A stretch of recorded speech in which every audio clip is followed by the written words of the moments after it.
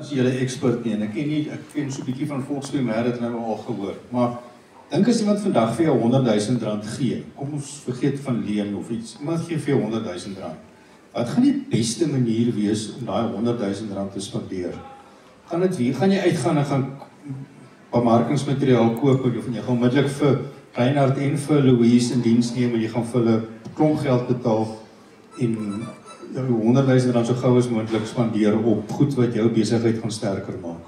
Ons is goed dat dit nie die beste gebruik van daai geld gaan wees nie. Nou, as jy daai geld vir volkspremêr gee, belê, kan jy R300,000 van dit uitkry en jy kan R300,000. Dan kan jy vir Louise 3 keer in diens neem en jy kan vir Reinhard nog 'n klomp geld gee om nog beter te op te doen.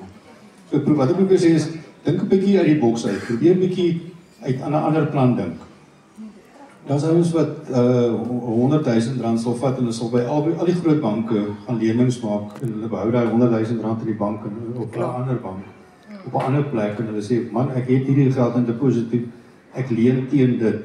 En dan leen hulle by al die banke daai hoeveelheid geld wat hulle kan. En nou, dit is 'n bietjie, ja, die eties, of dit eties is, sal ek nou nie oor, want ek kan nie in 'n debat ingaan nie. Wat ek wil sê is, daar slim maniere om die geld te werk. So probeer bietjie dink, hy het nou verder net mooi gesê, ons kan help, ons kan almal help, ons kan almal, as jy idee, kom praat 'n bietjie met 'n paar mense voor jy net induik en 'n ding doen. Louise lyk of sy wil begin drink en kuier en gesels. Is daar iets anders wat ons moes gesê het? Ek self, Philip Oukamp, ek doen berading, ek doen spesifiek depressie en angs, en dan is dit die storie, dan geniet dit kuier lekker saam met ons. Sien ons mekaar volgende Vrydag weer. Onthou die 16de Junie is ledevergadering. Nomineer die mense wat jy dink gaan goed wees vir jou bestuur, wat jy dink die gaan wees, en wat die beste gaan doen vir ons. Dis baie dankie, geniet die kuier.